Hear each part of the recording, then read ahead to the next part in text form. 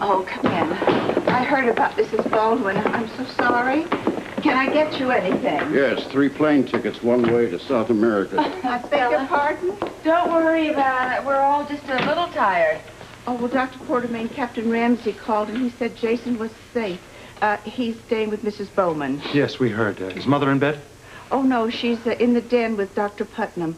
I just didn't have the heart to tell her about Mrs. Baldwin. Yeah, well, I'm having the same problem. Thank you very much, Stella. You're welcome, sir. Someone is going to have to tell Mother. Oh, right, but how? Well, we'll worry about that tomorrow. Good morning. Damn. Yes, dear. I know it's here somewhere. It's not that important. I was just curious. Well, I'd like to see it myself. Oh, it's not here either. Oh, there you are. You know, I've been looking everywhere for that darling picture of Celia, and I know it was somewhere in there. We got to reminiscing, and one thing led to another. Well, I'm sure it'll turn up, darling. You probably just misplaced it. Yes, I probably did. I'll look for it in the morning. Well, it's not necessary, really. I know what my fiancé looks like. Thank you for a wonderful evening. Good night, all. Good night. Good night.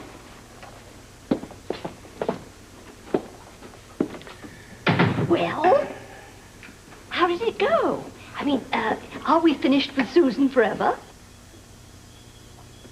Yes, I suppose we are, Mother. Unfortunately, I have to tell you, Mother, that Susan has been murdered.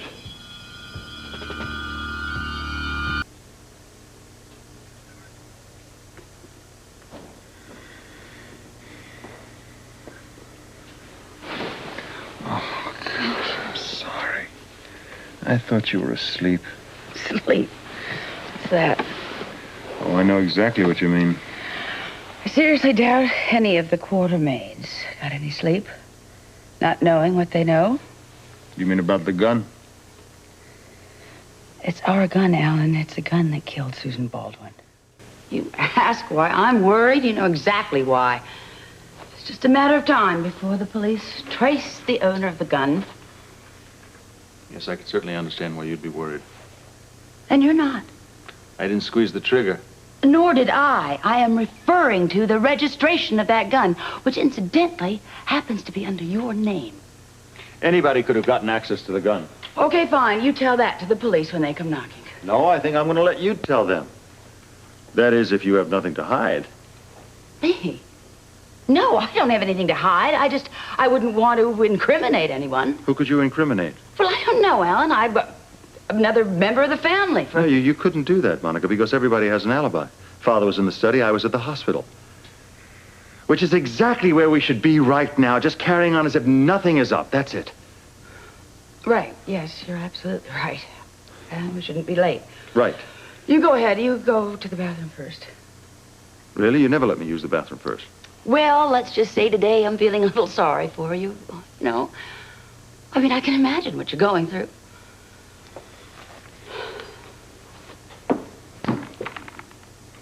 Hey, I just dropped the hairbrush, Alan. Why are you so jumpy? You really need to ask?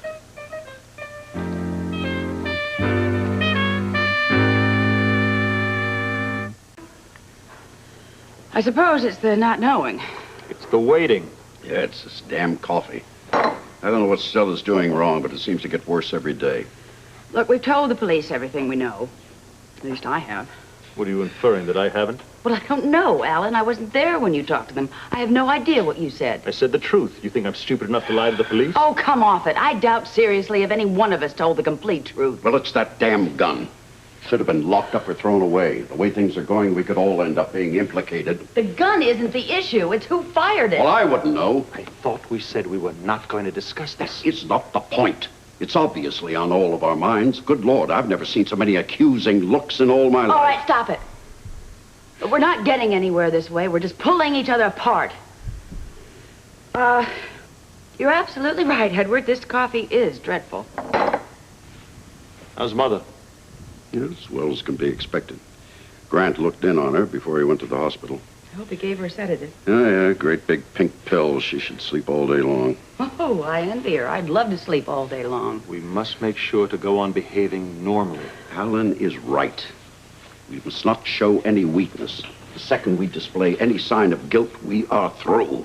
Well, you have to feel guilty before you can show it. I'll tell you what, if wishing a person dead could kill them, the three of us would have more than enough to feel guilty about. Nobody said anything about killing. And I think it's very tasteless to joke about it. I'm not joking. The Quartermain gun killed Susan Baldwin. That's a fact. None of us can go to the police. Well, of course not. Fine. No, of course not. But when the police come to us, we can't exactly deny this. Oh, well, we can certainly deny knowing who used it. Especially the fact that we don't know. Well, exactly. So we have to stand together. Keep mum about this whole thing. Agreed?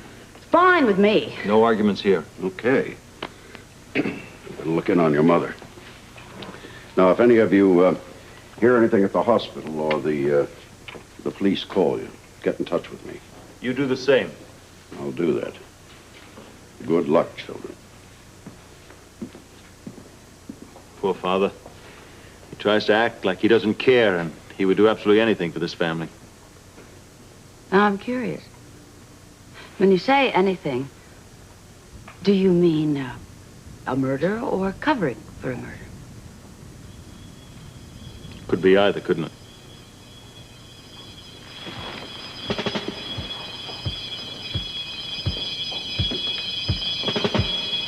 I'll be on rounds. All right. But at least they weren't rude. Not too bad. Thank you, Jessie. Welcome. Is there anything I could do for you, Amy? No. Good. In fact, Jesse, I'm going to go take care of the medications, and I'll be back in about 5 minutes. Fine.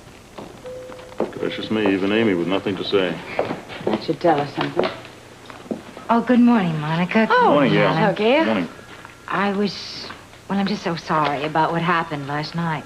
I know it's bound to be awkward for both of you, so if there's anything I can do to help, please don't hesitate to call me. We're all right, thank you.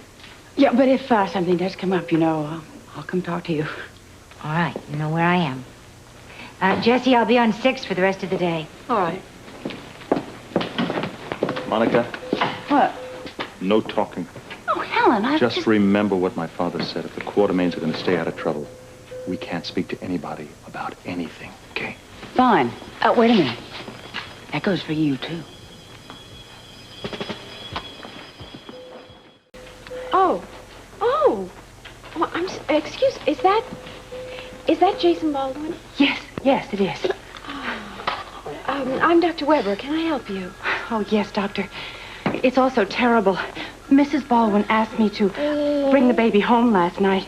And then the police called, and they said for me to care for the baby for the night. But I don't know what to do now. Have you tried to reach Mr. Baldwin? Yes, but there's no answer at his office. Sorry. Well, how about, it's okay, Mrs. Grant, Alice. Well, no, she wasn't home either. I didn't know what else to do, so I brought him here. Well, that's perfectly all right, but let's see. We should find somebody that Hails it. Oh, I'm sorry. What's he doing here? Jason, what's wrong? Why is Jason here? I was worried. I didn't know where else to go. It's all right. Alan. Excuse me. Alan, is it all right? What are you going to do with him? I don't know what I'm going to do, but I'm not going to desert him. Well, you're not going to bring him to our house. Why don't you, if I might make a suggestion, hire this lady, Mrs. Bowman, to care for him for a couple of weeks. That would give you time to make some kind of proper judgment. What an excellent idea, Leslie. Thank you very much. welcome. Yes. Mrs. Bowman? Well, I suppose I could. That's wonderful. Look, my name is Dr. Alan Quartermain. This is my wife, Monica. If you have Hello? any problems at all, you call, okay? All right. You go with this nice lady. Thank you, Doctor. It's all right. Okay, hon. It's okay. It's okay. It's all right. Now what? I don't know now what, but she can't keep him forever, so we're going to have to come up with a solution. Okay, fine. But don't you forget that that child has a lot of other relatives to contend with. Namely, Scotty, Heather, and Mrs. Grant.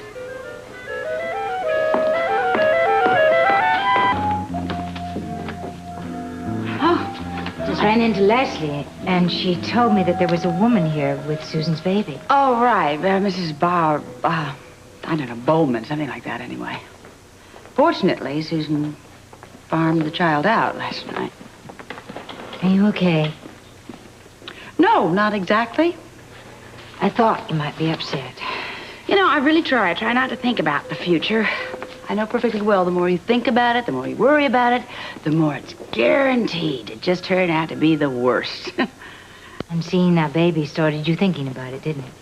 I know what he's going to do, Gail. I know exactly what he's going to do. He's going to want to bring that child into my house, and I can't. I cannot live with it. Monica, you cannot take your feelings out on that baby. Okay, I know that. No, I know it isn't the baby's fault. It's my fault. I simply cannot handle being asked to raise another child as if it were my own.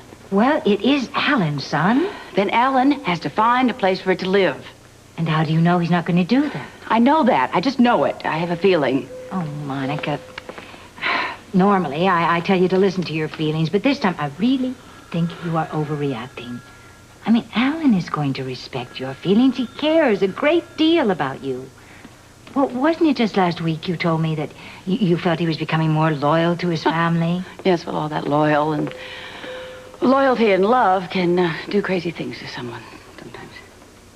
What do you mean? What kind of crazy things? You know, you are right. I am. I'm overreacting, and I'm sorry. I'm sorry. I will get over this, and I better get back to work. I'll see you later. Monica...